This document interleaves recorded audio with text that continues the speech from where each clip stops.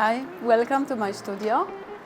I'm Edyta and I have a small studio in Copenhagen. Welcome. I photograph families and small children. I also photograph women. I do portraits, professional portraits. Sometimes I'm doing weddings. A little of everything, trying not to get stuck at the same place. I'm a photographer for over 30 years, so it has been time to make some changes sometimes to keep myself motivated. And now I have this place with my Pro Photo lamps. I also use extra light from the behind to make it a little bit more like a soft light. I also use like a daylight. In Copenhagen it's not always very light, but I can also use this one here. And I'll show you. Actually, I did something, I think it's quite clever, because if I need some more light, usually I have those as commercial for my pictures outside, and I can always remove them. So it's very practical from some extra light. It was very difficult for me to find out the real how the light should work, and I actually bought quite two powerful lamps. So for a long time I didn't know how to make the beautiful soft light. Before I bought it, my first thing, before I moved to the studio, my first and most important thing it was that I don't have cables on the floor, so children can play easily. So I then have to remove some cables.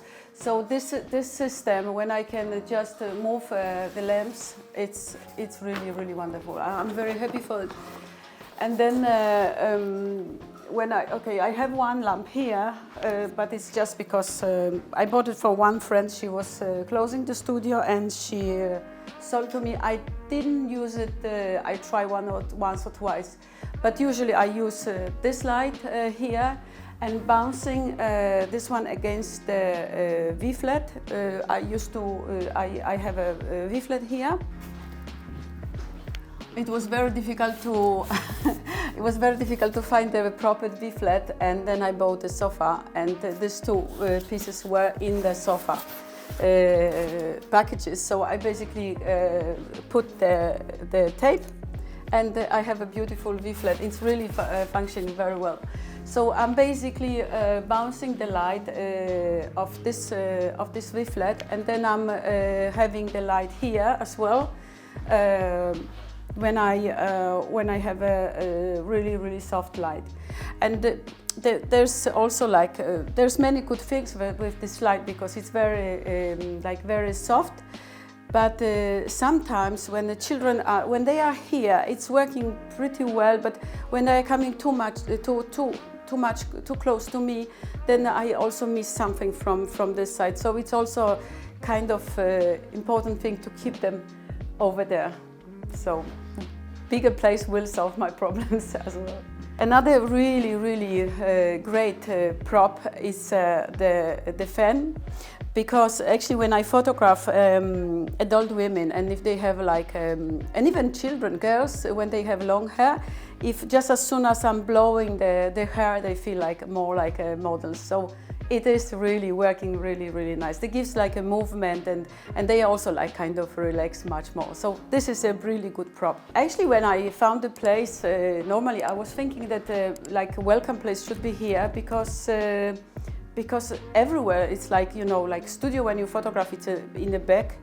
And actually I did it totally opposite. I work inside the room, and here we photograph. So it's kind of good commercial for me when people pass by, see some happy families here. This chair is wannabe original, so it's not, but it's really good to photograph adult women when I make a professional portraits.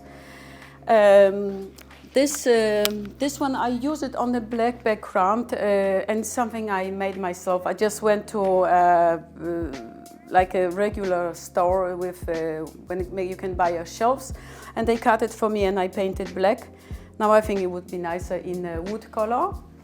And then I have some, actually, you know, some of them, like this one I have from home. I recently make a nice session with two girls, to father's 50 years birthday.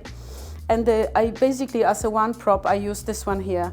So I have two at home, and then I took one, and it was really practical to make them sit next to each other. Also because one girl was much higher than the other one. One was like 14, then the other was like 8. So there was big difference in their height.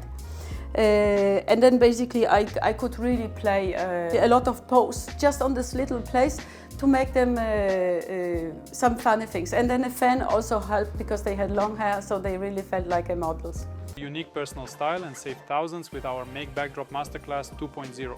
Get instant access to 12 hours of content guiding you step by step in creating hand-painted backdrops. Learn how to craft textures, use backgrounds, and create props like apple boxes and portable studio walls. Choose from a wide variety of textures to match your vision. Join Make Backdrop Masterclass 2.0 now to access diverse textures, bonuses, and a supportive community. Make this year your best in photography. Because of little space, so I had to be a little bit creative. So there's a place for my backgrounds and all extra statives. And this wall was done as I needed some white place to bounce my light. But on the other side, I used it as my prop, basically a mess. And my props, but I really don't use a lot. I mean, like the most I use it's actually this one here, and this is really nice thing to have, put it on some stick, and then once I can get it like children's face, I can control when they're looking at. So a father can help me to basically get the children's eyes the right position. So this is really good prop. And then I made them, one lady, I made them these balloons, but I used them basically 2 times. Another really nice thing, it's those, no, I don't know how it's called in English, but those 2 are quite practical. So these are also used a lot. And the rest but I wish I could clean up and have really few things, because I'm basically using very few things. So right now I'm quite obsessed with chairs, and I think that's enough. The rest it's just to help to get the children's attention. And then I have some clothes, like basic when I'm doing professional photos, so not always people have what they need to have. So some basic things, some basic clothes, classic. And I have also some for children, but in Denmark, I think really a lot of people, they really like to have things, their own things. And I think in their own clothes, especially families and children, and even though they are not perfect, so this is really nice to have their own history. And clothes, it is part of our history, our fashion, so that's why I think I don't push. If it's not too bad, I don't push to change. When people are coming to my studio, I say welcome to them here, and we talk about how it's going to be. So I prepare them a little bit, tell them how to pose, just the basic rules. I talk a little bit to children, and not too much, because I have to save those funny things for later, for session. And they get coffee, and slowly we are photographing. And then I have also a little space here if I have a makeup artist, so of course it's a place for a little makeup. Most of the time I spend here behind the desk when I choose the pictures, when I make a post-production, and also I show my pictures here. My system is like IPS, which means that my customers, they don't get a gallery, they need to come here, and I make like a beautiful slide, so I can also see a lot of emotions from them. Also, you know, like also this the funny and the angry and emotional, and just show how they are. Look at, I love pictures, like I love imperfect pictures. I think this is like would be one of my favorite. You can see. I think like pictures when they are printed, it's something else.